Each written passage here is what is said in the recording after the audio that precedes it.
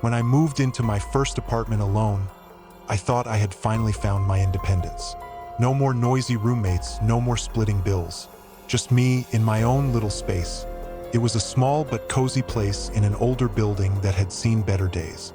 The walls were cracked in places, the floorboards creaked when I walked, but it had charm, at least that's what I told myself. The landlord, Mr. Calloway, was an older man with a hunched back and tired eyes. He was kind, but there was something about him that unsettled me. Maybe it was the way his eyes darted around when he spoke, or how he hesitated before handing me the keys. "It's off limits," he said firmly, pointing at the basement door down the hall. "No reason to go down there." I laughed awkwardly. "Trust me, I won't." First, everything seemed fine, but then I started noticing things. At night, I would hear faint scratching sounds coming from the floor beneath me. My unit was directly above the basement. I tried to convince myself it was just rats, but something about the sound, it was too deliberate, too rhythmic. Then the breathing started, slow, labored, and unmistakably human. Every night it got closer. I would lie in bed, my heart hammering against my ribs, listening as the breathing moved beneath my floor, right under my bed. Then came the night that changed everything. That I was coming home late when I saw something that froze me in place. As I walked past the basement door, I heard a faint creak. My breath hitched in my throat as the door cracked open. Just an inch, and in that tiny sliver of darkness, I saw it. A single bloodshot eye staring at me. That I stumbled backward, my stomach twisting with fear. The eye didn't blink. It just watched. Then, as if it had never been there, the door slammed shut. That I ran up the stairs, locked my door, and sat in the dark, my entire body trembling. That night, the noises got worse. Scratching, scraping, the unmistakable sound of fingernails dragging against wood. Something or someone was trying to get out. The next morning, I confronted Mr. Calloway. He didn't even look surprised. "You heard him, didn't you?" he muttered, his voice barely above a whisper. "Who?" I demanded. He sighed, running a hand over his face. His fingers trembled. "The man in the basement. Years ago, a former tenant named Daniel had gone missing. The police searched everywhere but never found him.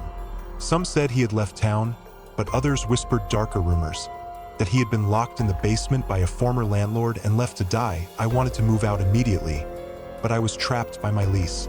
That night, I heard whispering coming from the floor. A deep, gravelly voice murmured, "Let me out." I didn't sleep. The next morning, I called a locksmith to change my locks. That evening, I stepped inside my apartment and felt my breath hitch. The air was thick, heavy, suffocating. Then I saw it on my wooden floor. Leading from the center of the room to my door were deep, bloody scratch marks. I ran. I left everything behind. A month later, I read the news. The police had investigated the basement. What they found made my skin crawl. Bones. Human bones. Daniel had never left. Story 2. The smiling woman next door. When I moved into my new neighborhood, I thought I had found paradise. It was quiet, peaceful, and surrounded by friendly families who greeted me with warm smiles. But one neighbor stood out. She was an elderly woman, thin and pale, who always stood on her porch.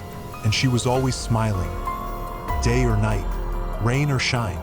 Her lips stretched into a grin that never faded. At first, I tried to be polite, waving at her when I passed by.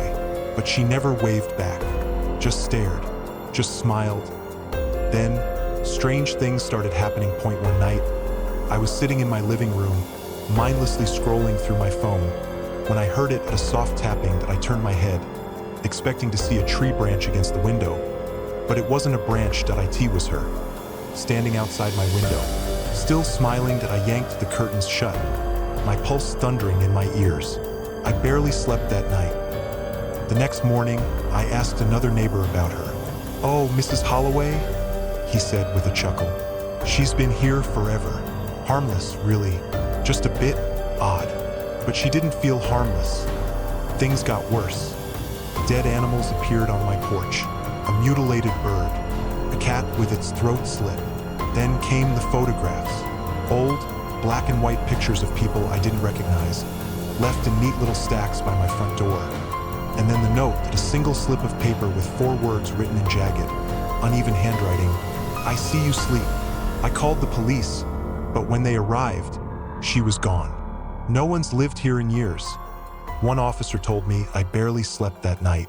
At 3 a.m., I heard laughter. High-pitched, unnatural. I peered out my window. She was in my backyard, staring up at me, and this time her smile was wider, too wide. I moved out the next week.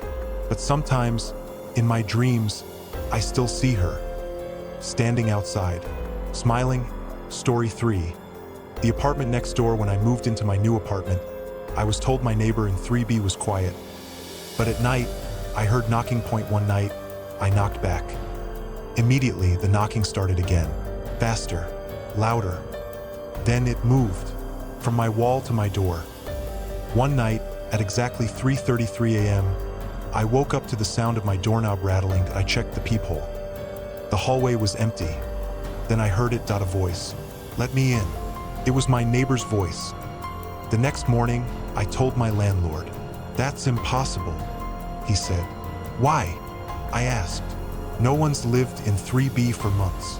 That night, I heard knocking again. But I didn't answer. At 3:33 a.m., the voice came again. Please, let me in.